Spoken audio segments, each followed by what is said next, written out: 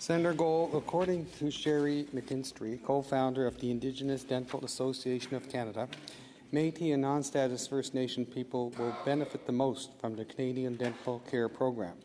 However, for status First Nations people and Inuit eligible for the non-insured health benefits, it may only cover out-of-pocket costs, and those in remote communities may not see much benefits.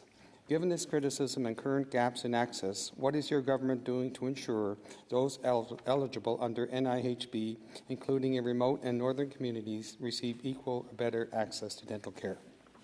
Senator Gold. Well, thank you for the question. I mean, there's a number of different aspects to it. I mean, the dental care plan, with or without the dental care plan, you still need to live in a community where there's access to the actual services.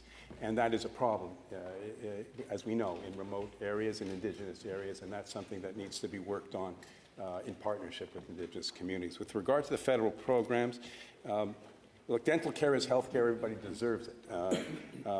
The Non-Insured Health Benefits program supports First Nations and Inuit communities, which includes coverage for preventative service, treatments, dentures, and orthodontics, and it also includes transportation costs if services aren't available locally.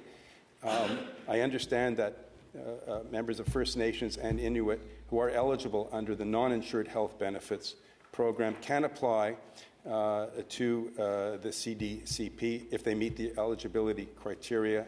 In that case, benefits will be coordinated. This would also cover travel costs, as I think I just mentioned. It's an incomplete and inadequate answer, and more work needs to be done. Senator Francis. Thank you, Senator Gold.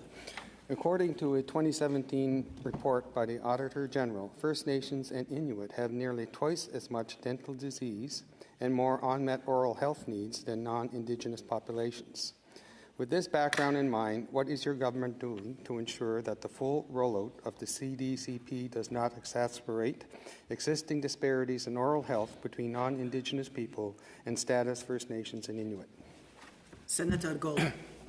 Well, thank you for the question. I think the short answer is that in order for the gap to be closed, there needs to be more services available in more communities and closer to more communities, and that will require funding. That will also require partnerships with dental schools and communities so that over time, and it will take time, that gap can be closed as it should be.